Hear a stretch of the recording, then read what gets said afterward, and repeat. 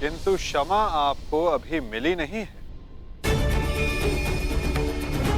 आप ही ने तो कहा था कि आप युद्ध के योद्धा थोड़ी ना हैं। आप तो चौसर के खिलाड़ी हैं। हाँ, कहा था। तो क्यों ना आपके साथ एक चौसर की चाल हो जाए गांधार नरेश।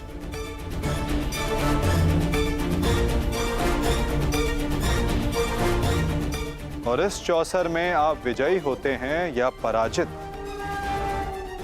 ये निर्धारित करेगा कि आप गांधार जाएंगे या यमलोक।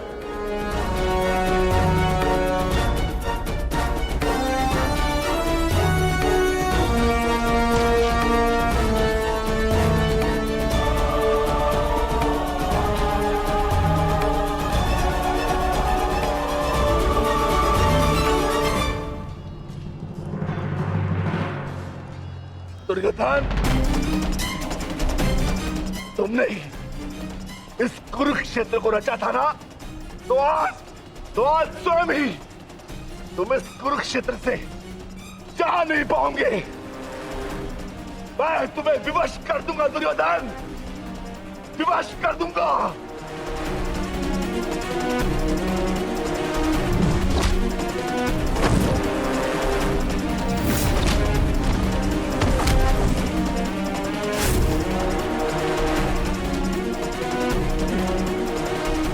जिसने ये द्यूत सभा रची थी, वो आज वहां से जीवित नहीं जाएगा।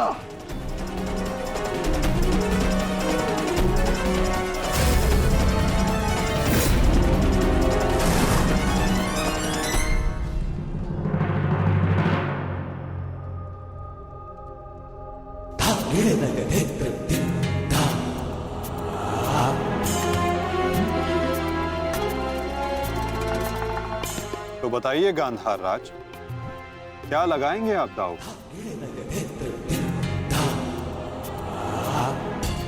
नग्न मनुष्य नहाएगा क्या और निचोड़ेगा क्या? गांधार बहुत दूर है और हस्तिनापुर इनके पास नहीं। इनके पास केवल बाकी है तो इनका शरीर और इनके वस्त्र।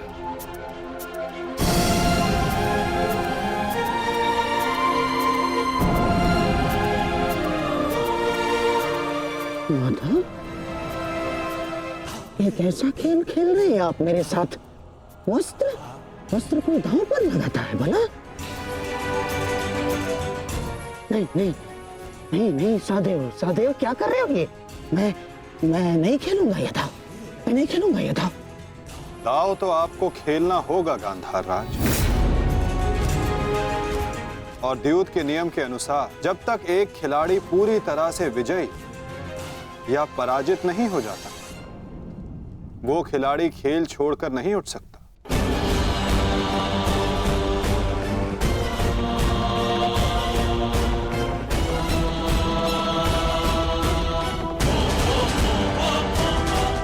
सखी,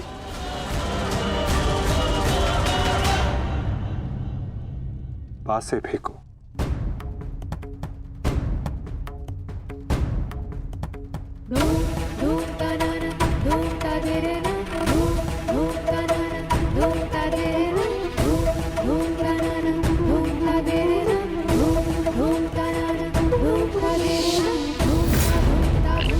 अब ये द्रौपद पुत्री पांचाली विधिवत तुम्हारी दासी हुई।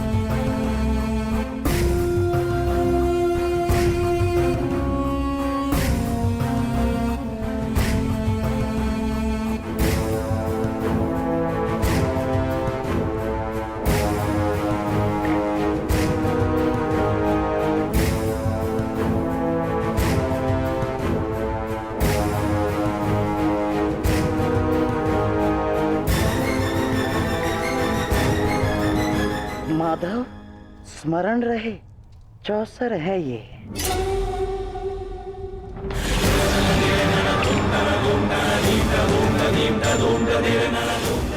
पौ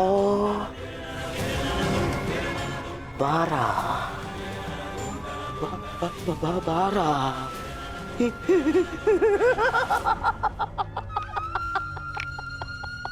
बस अब पौ 12 और विजय मेरी माधव।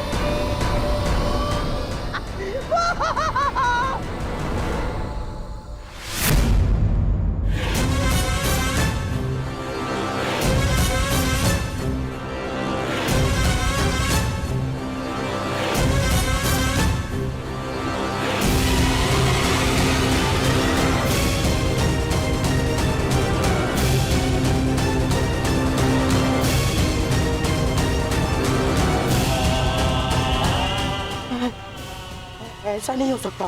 छल है ये माधव, छल है ये मायावी पासे है, छल है ये।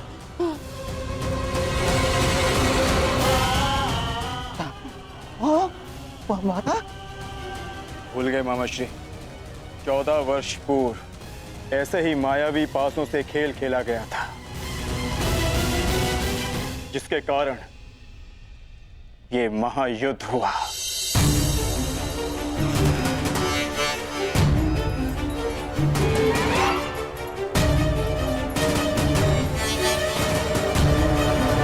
वस्त्रहरण करो इस मामा का।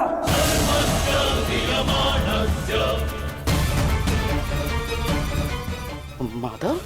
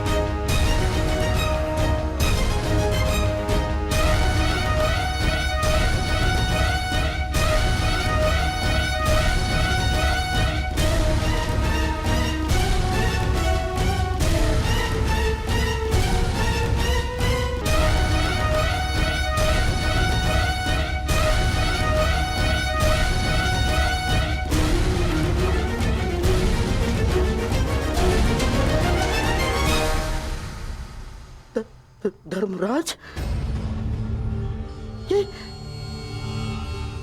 ये क्या है सब? मामाश्री,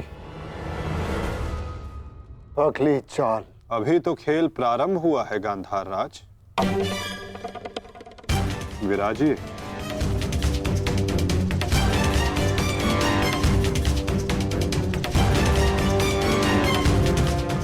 बताइए गांधार राज, अब क्या दांव पर लगाएंगे?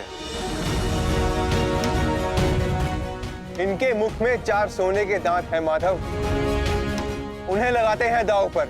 नहीं नहीं नहीं,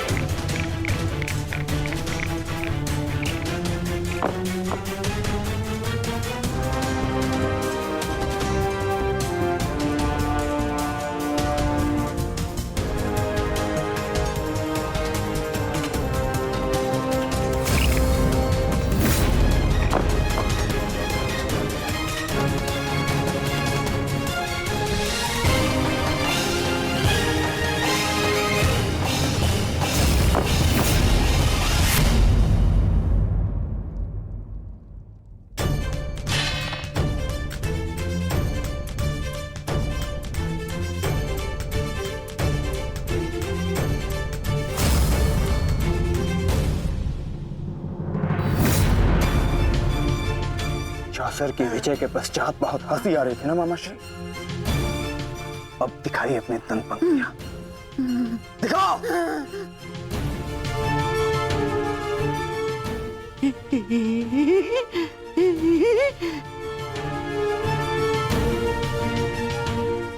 और वो क्या था? साम दाम दंड भेद, युक्ति कपट छल कुचक्र षड्यंत्र।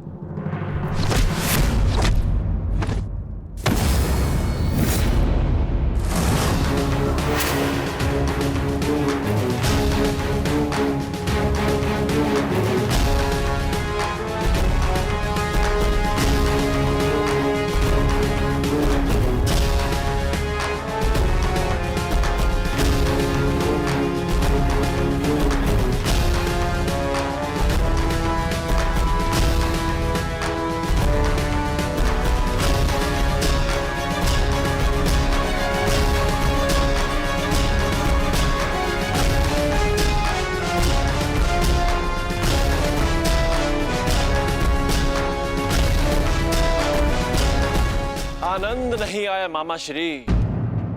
आपके कलुषित रक्त से सना स्वर्ण भी हमें नहीं चाहिए। कुछ और दाव पे लगाते हैं। आपका दाहिना हाथ कैसा रहेगा मामाश्री?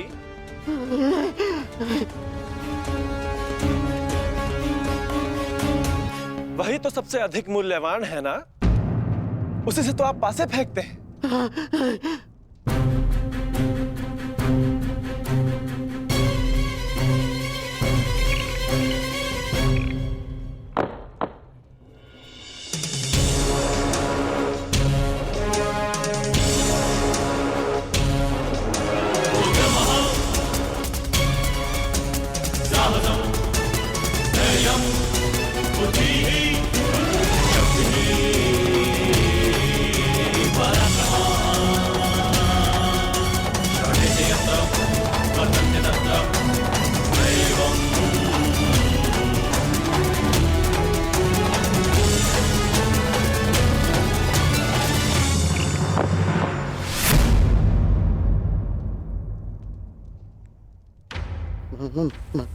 माधव, मुझसे भूल हो गई।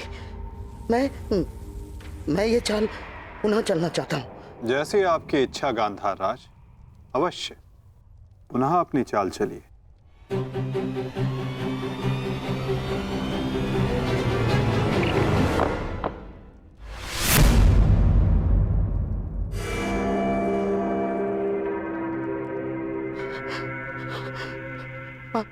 पांचाली, मुझसे भूल हो गई।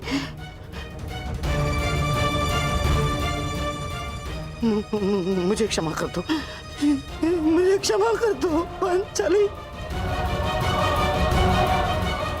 जो आप हार चुके हैं, पहले उसका मूल्य तो चुकाइए मामाश्री।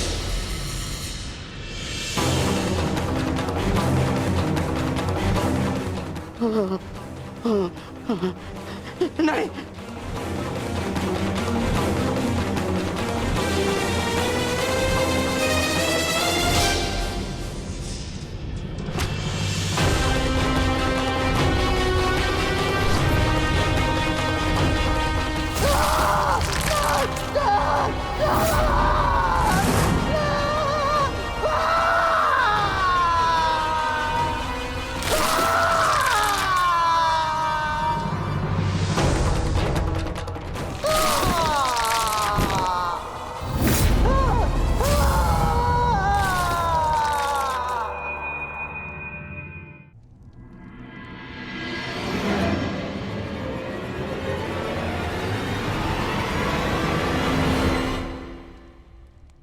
अगली चाल चलते हैं केशव।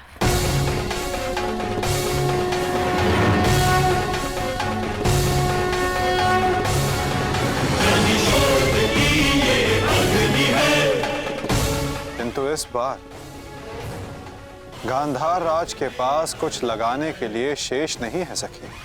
उनका बायां हाथ माधव, वही हाथ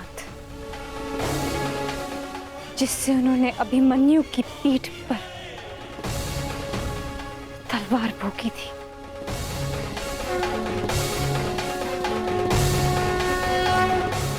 एक और चाल मामाश्री।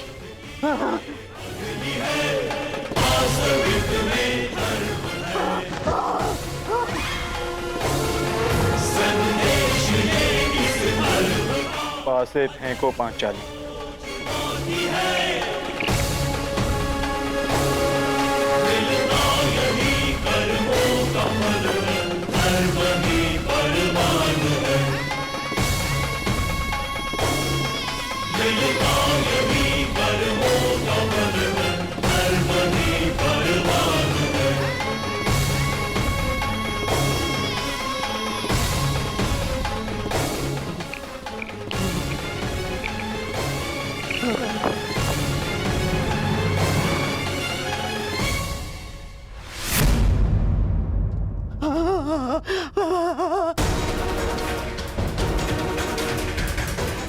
मुझे खेद है गांधार राज, आप अपने वो हाथ हार गए जिनसे आपने महाभारत का युद्ध रचा था।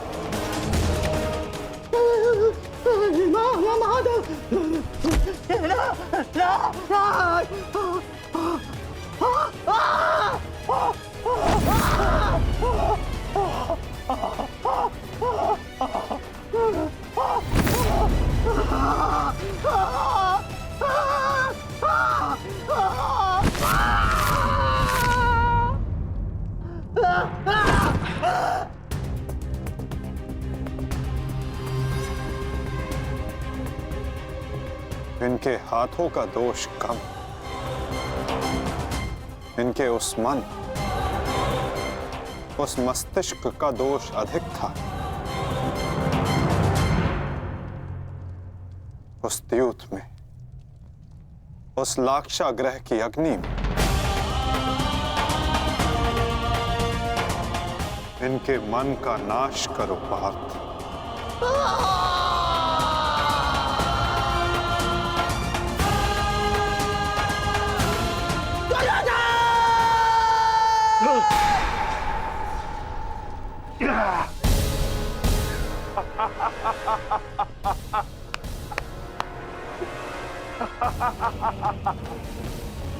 जाओ दुर्योधन, जाओ जाओ, तुम्हें जाने की अनुमति है।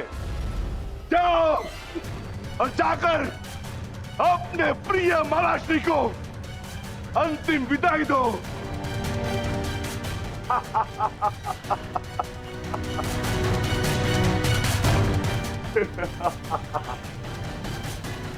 नहीं, नहीं।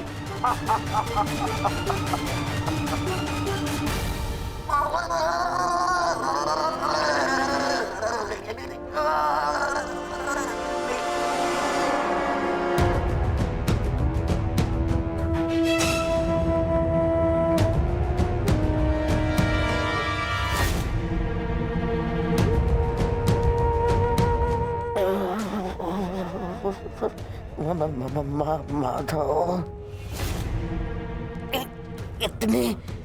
इतनी पीड़ा क्यों? मुझे इस पीड़ा से मुक्त क्यों नहीं कर देते? जो पीड़ा इतने वर्षों तक आपने पांचाली और पांडवों को दी गांधार नरेश, कदाचित उसके समक्ष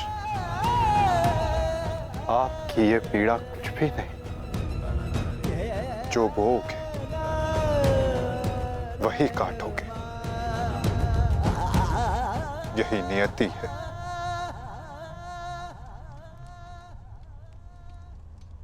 आज आपसे तनिक पीड़ा सहन नहीं हो रही गांधार राज,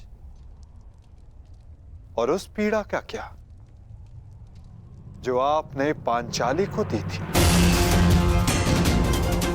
स्मरण करने का प्रयास कीजिए गांधार नरेश, अनुभव करने का प्रयास कीजिए उस पीड़ा का।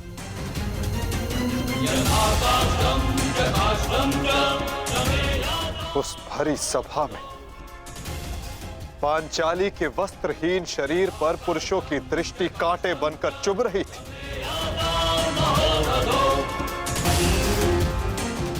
स्मरण है गांधार राज कि किस प्रकार उस सभा में पांचाली गिड़गिड़ाई थी, किंतु तब भी आप सब में से किसी ने एक ना सुनी।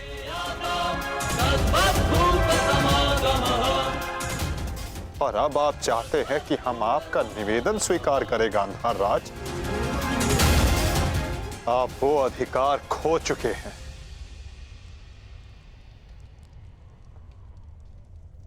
आपकी ये दुर्दशा आपके दुष्कर्मों का परिणाम है। कदाचित आपकी इस दशा को देखकर कुछ कुकर्मियों को शुद्ध और नए जीवन जीने की प्रेरणा मिल सके।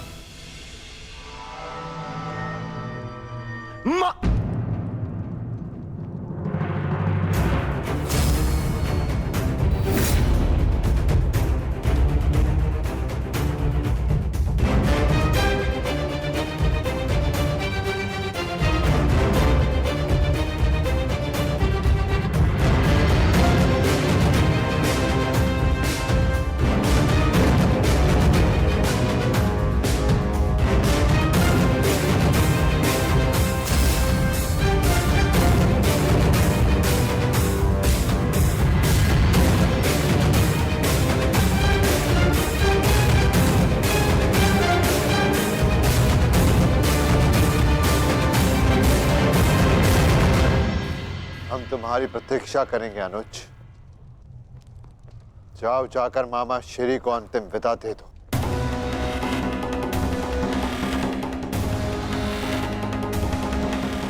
नहीं नहीं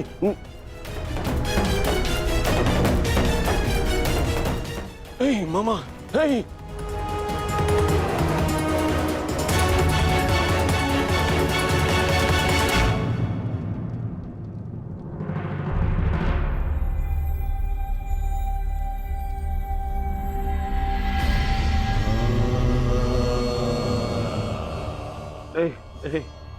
नहीं नहीं नहीं नहीं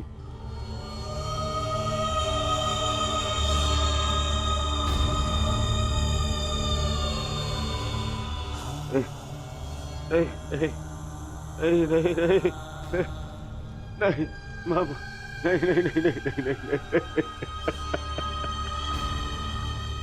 मामा, नहीं नहीं नहीं नहीं नहीं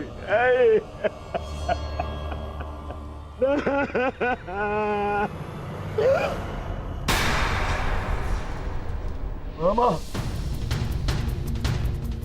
मामा, मामा, मामा, ये क्या हो गया? मैंने अपने प्राण नहीं त्यागे हैं अभी तक।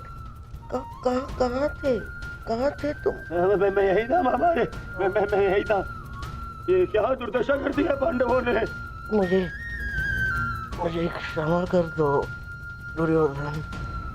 मेरा साथ केवल यही तक का था, परंतु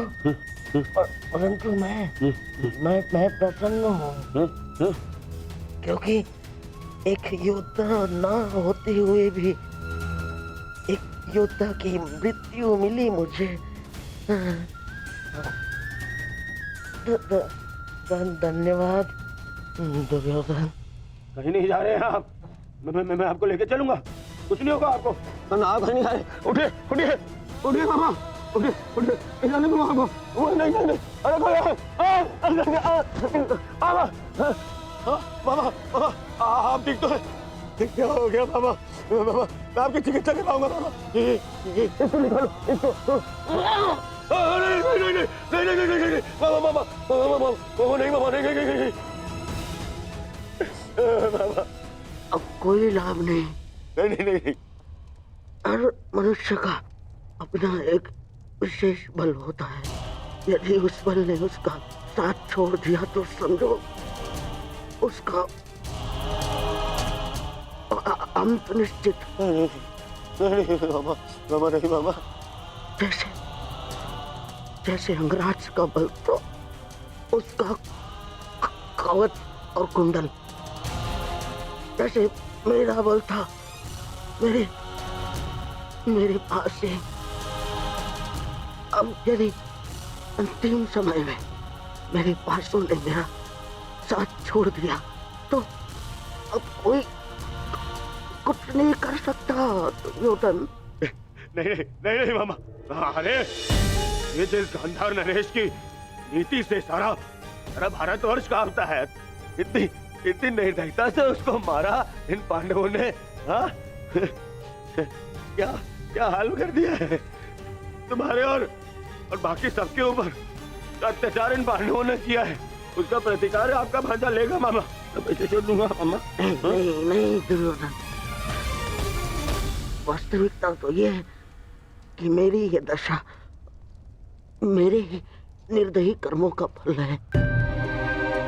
इस आशा का कारण केवल केवल और केवल मैं स्वयं हूँ।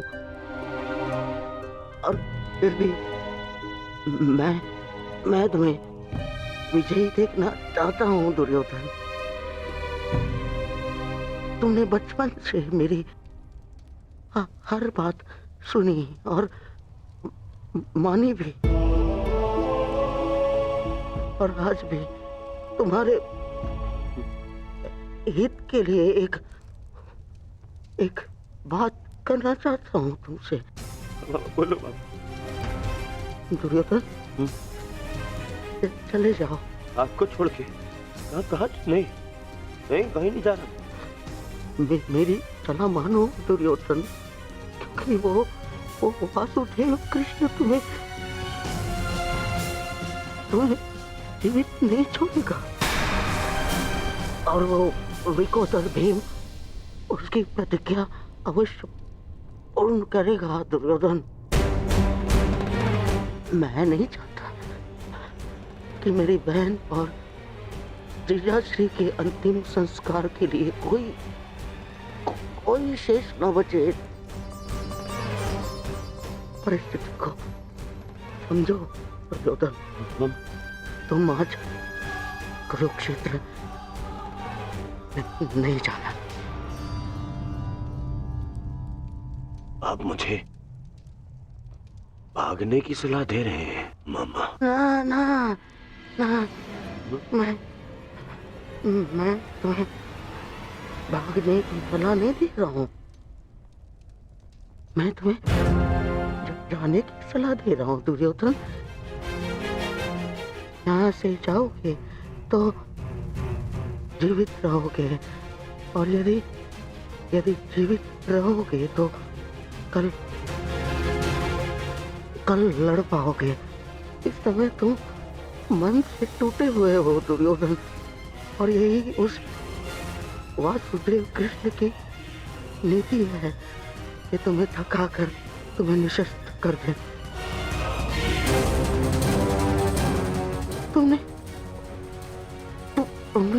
तुमने सोचा नहीं कि कैसे पांडव एक एक करके अलग तुमसे युद्ध कर रहे थे ताकि तुम थक जाओ। ये उस वासुदेव कृष्ण की नीति है तुम्हें परास्त करने की। वो अवश्य कोई चाल चल रहा होगा। यहाँ पास में एक सरोवर है दुर्योधन, उसके तल में एक कुआं है जहाँ सरलता से छिपा जा सकता है। वहाँ जाओ, विश्राम करो और अपनी शक्ति पुनः अर्जित करो। मेरी बात मानो। तुम्हें मेरी सौगंध। सरोवर में जाओ, अपने मामा की अंतिम इच्छा का पालन करोगे ना? अपनी मामा की अंतिम आज्ञा का पालन? हाँ मामा, मैं आपकी अंतिम इच्छा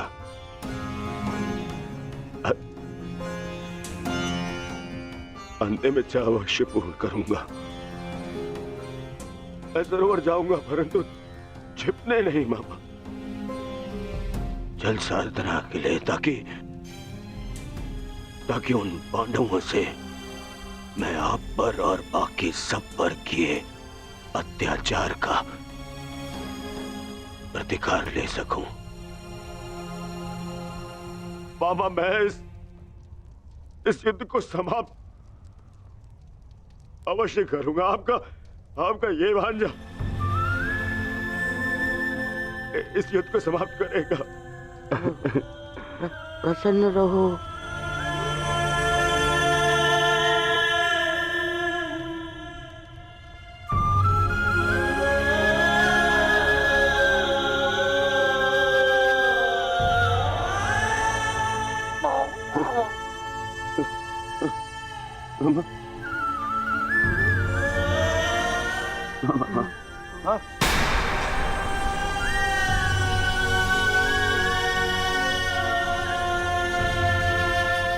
मेरे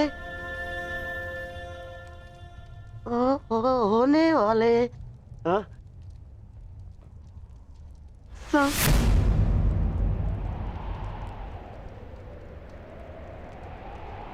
सम्राट, मामा, मेरे होने वाले सम्राट पूरा तो बोलो। मामा,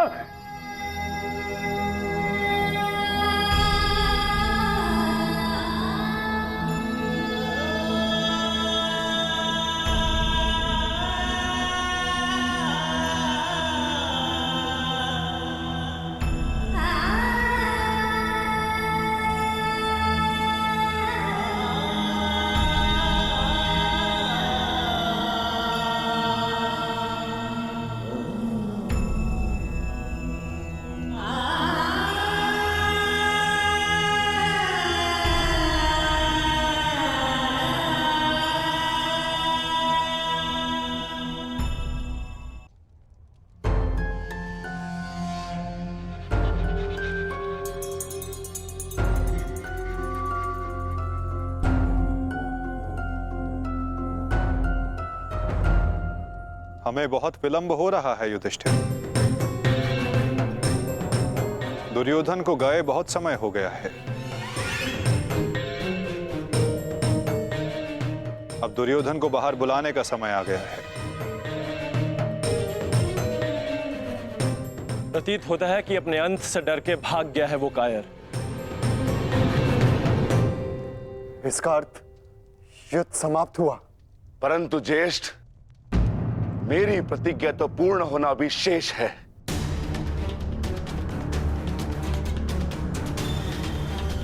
यदि दुर्योधन युद्ध नहीं चाहता तो फिर क्यों युद्ध किया जाए?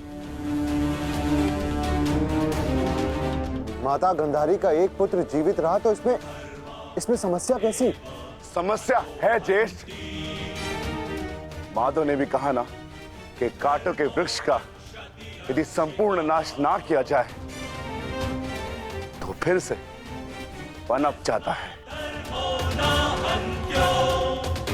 उसी भांति यदि अधर्म का संपूर्ण नाश ना किया जाए तो धर्म स्थापना पर संकट होगा।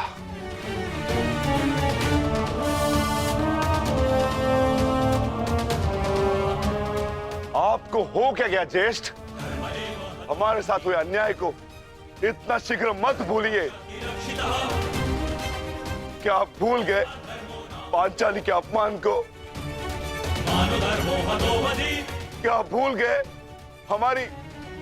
हम सब की प्रतिज्ञाएं?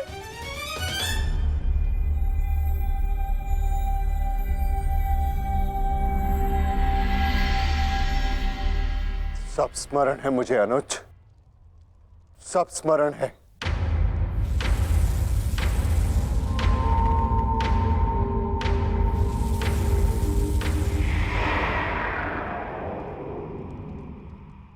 परंतु मुझे तुम्हारी चिंता है। तुम जानते हो दुर्योधन के वश शरीर का कोई तोड़ नहीं, जानते हो ना? इसीलिए उससे द्वंद्व करना व्यर्थ है। माता गांधारी के वरदान ने उसे अजय बना दिया है।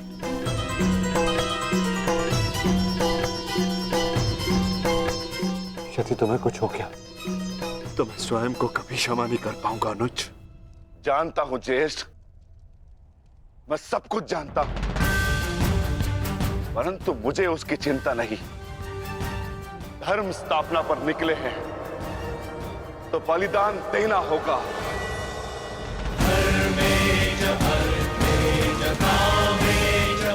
यदि उसके लिए मेरे प्राण क्यों न चले जाए, परंतु मैं प्रयास करना नहीं छोड़ सकता।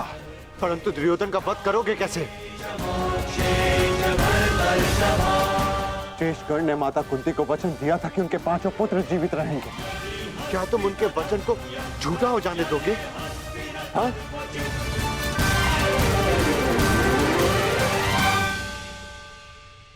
उत्तर दो, उत्तर दो भीम, कैसे परास्त करोगे दुर्योधन को? जोड़ पर से प्रत्येक वस्तु दुर्बल होती है धर्मराज। दुर्योधन की जंघा और उसकी कमर का जोड़ अभी भी मानविक है।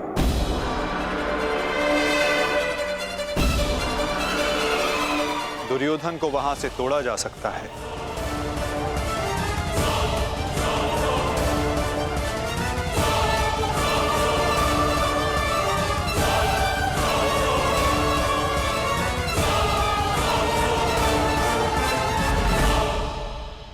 परंतु यह अधर्म होगा माधव।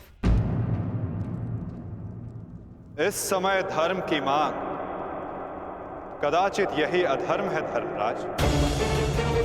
दुर्योधन का अंत धर्म की मांग है।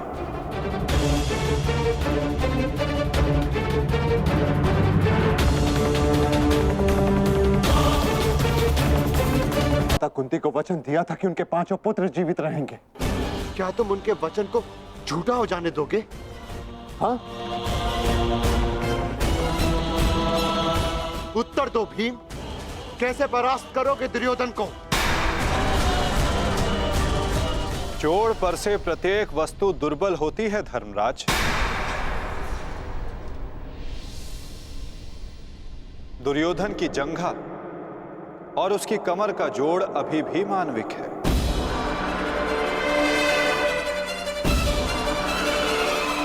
दुर्योधन को वहां से तोड़ा जा सकता है।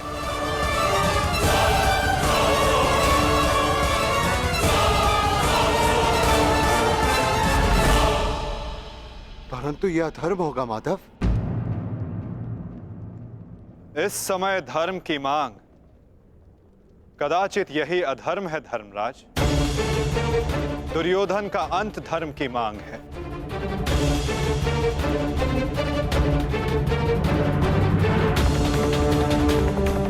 परंतु माधव, युद्ध के लिए दुर्योधन का प्रस्तुत होना भी आवश्यक है। यदि दुर्योधन हम सबके समक्ष प्रस्तुत नहीं होते तो हमें दुर्योधन के समक्ष प्रस्तुत हो जाना चाहिए।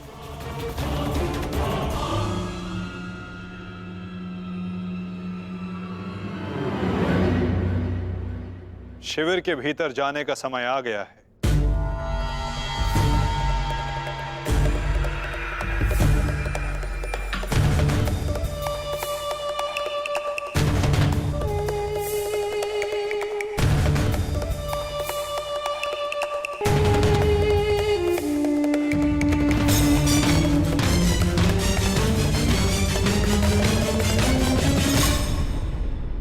याद तो कोई भी नहीं है। मैं भी दूसरे कक्ष में जाकर देखता हूँ।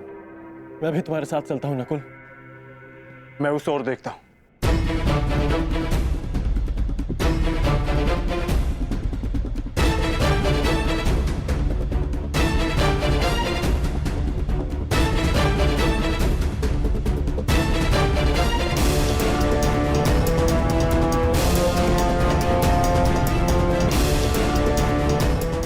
माधव, दुर्योधन कहीं नहीं मिला।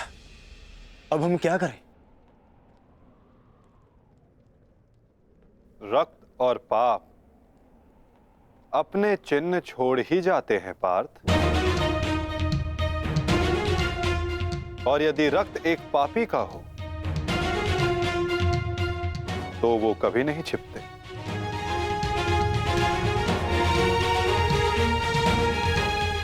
उधर देखो पार्थ,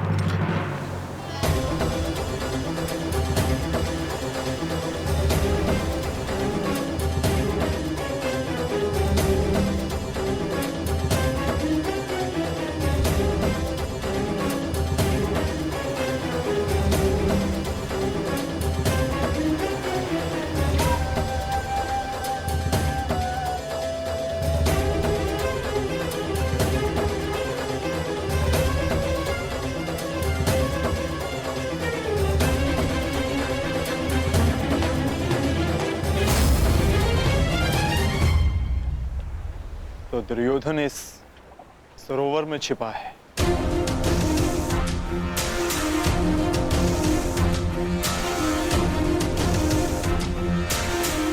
आवाहन दो विकोदर।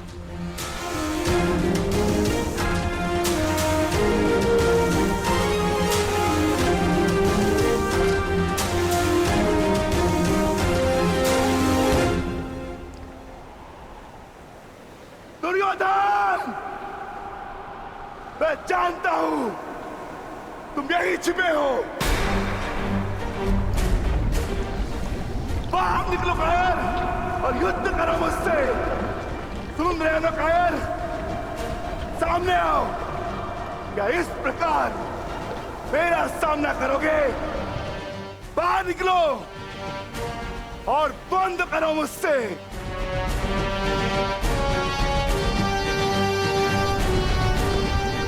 आज तुम्हारे मामा श्री तुम्हारा साथ छोड़कर चले गए और शीघ्र ही मैं तुम्हें उनके पास भेज दूंगा।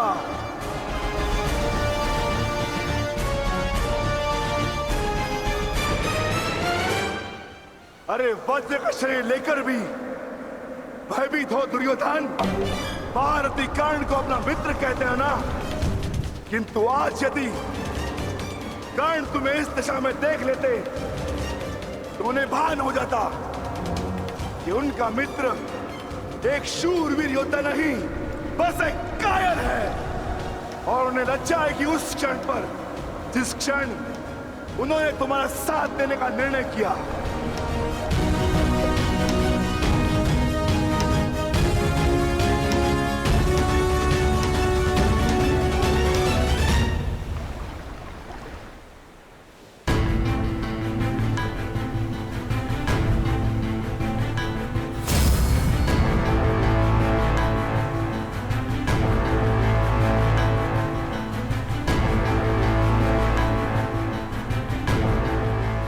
विकोदर,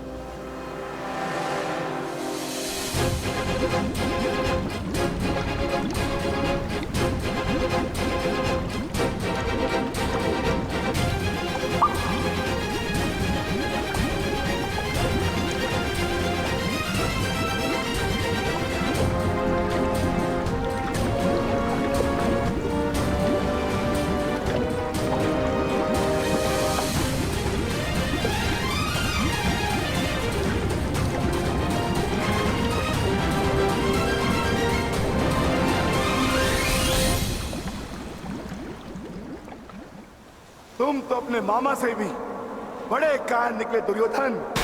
विश्वास नहीं होता कि तुम वही दुर्योधन हो जिसे ज्येष्ठ कर्ण हस्तिनापुर का महाराज बनाना चाहते थे। मेरा चयन बिल्कुल ठीक था। दुर्योधन तुमसे बेहतर राजा होगा।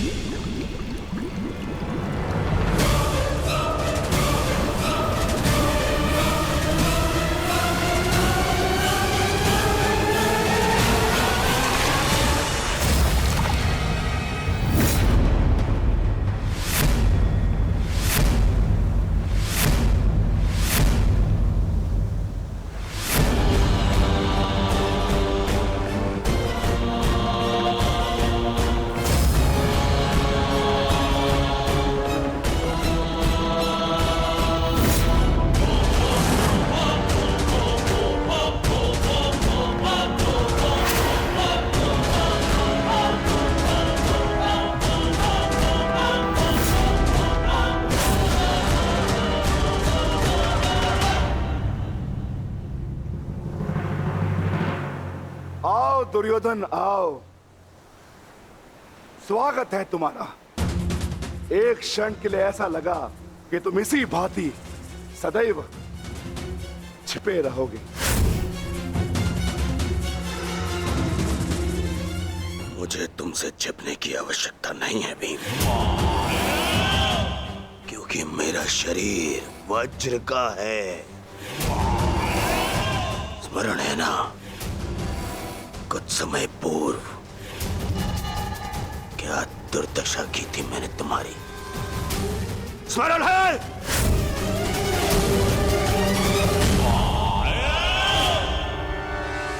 दुर्योधन सत्य कह रहे हैं विकोदर।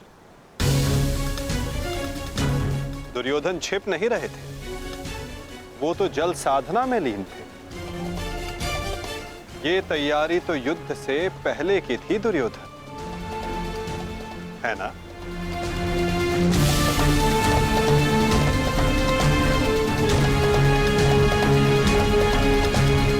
अद्भुत। एक बार फिर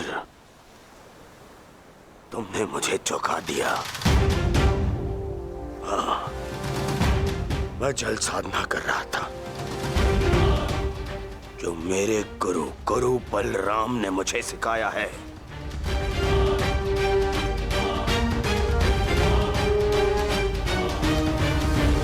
आशा करता हूं कि मुझे विलंब ना हुआ हो। जो चाहे साधना कर लो दुर्योधन, परंतु आज तुम्हें मुझसे कोई नहीं बचा सकता। बड़े निश्चित हो मेरी मृत्यु को लेकर।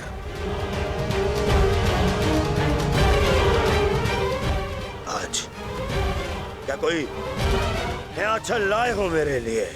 हाँ, कोई छल नहीं होगा, युद्ध करो। उन्हें सोचा नहीं कि कैसे पांडव एक एक करके तुमसे युद्ध कर रहे थे। यही उस वासुदेव कृष्ण की नीति है कि तुम्हें थकाकर तुम्हें निशस्त्र कर दे। ठीक है, युद्ध होगा, परंतु एक बार में एक ही से होगा, और उससे होगा जिससे मैं चाहूंगा।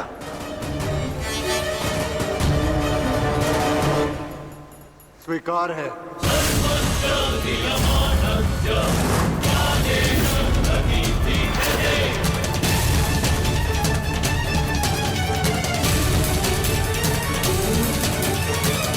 किंतु दुर्योधन, प्रश्न ये उठता है कि तुम युद्ध किससे करोगे? नकुल सहदेव से?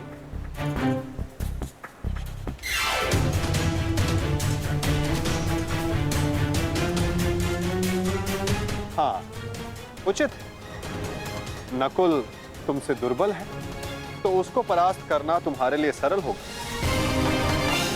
और सहदेव ने तो तुम्हारे मामा श्री का वध करके अपनी प्रतिज्ञा पूर्ण की है ना? किंतु ये चुनाव करने से पूर्व एक बात सदा स्मरण रखना दुर्योधन, कि नकुल सहदेव का एक प्रहार तुम्हारे 100 प्रहारों से अधिक स्मरणीय होगा, और नकुल सहदेव को तुमसे कहीं अधिक सम्मान मिलेगा। हाँ, कदाचित इस द्वंद्व में, इस महाभारत में तुम भले ही विजयी हो जाओ, किंतु सदा के लिए तुम अपना मान, सम्मान और यश खो बैठोगे दुर्योधन।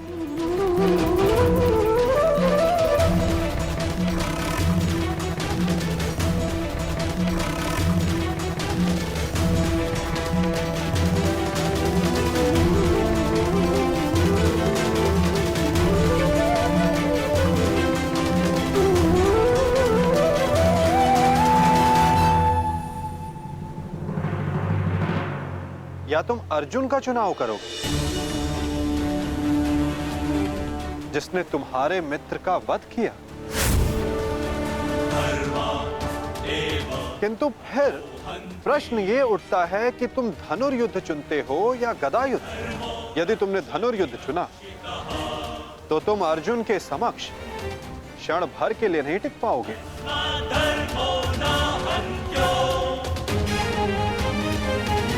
और यदि तुमने गदा युद्ध चुना तो समस्त संसार तुम्हें इस अन्यायपूर्ण चुनाव के लिए सदा धिक्कारता रहेगा।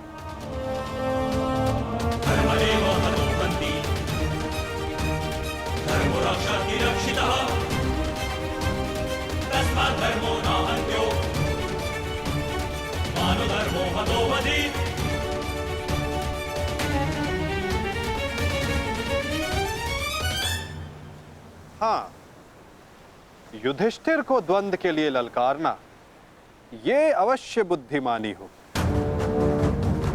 क्योंकि यदि राजा को मारोगे तो सेना तो स्वयं परास्त हो जाएगी। किंतु ये बात स्मरण रखना दुर्योधन, यदि तुमने ऐसा किया तो समस्त संसार तुम्हें उस कायर की भांति स्मरण करेगा जिसने स्वयं से निर्बल को परास्त करने का विकल्प चुना।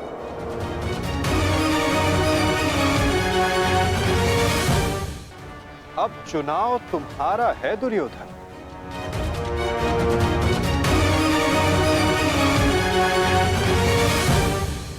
नहीं चलिए, ये फिर तुम्हारा कोई छल है। मेरा चुनाव केवल वो होगा जिसकी मृत्यु मेरे 99 भाइयों के लिए श्रद्धांजलि होगी। परिणाम चाहे जो भी हो, दुर्योधन केवल एक महान योद्धा के रूप में जाना और पहचाना जाएगा।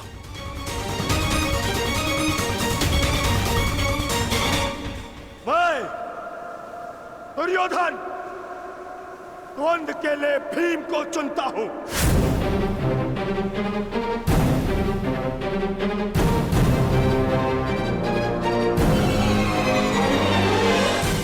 और इसे मारने के पश्चात मैं एक एक करके बाकी चारों भाइयों को मारूंगा। ये मेरा वचन है।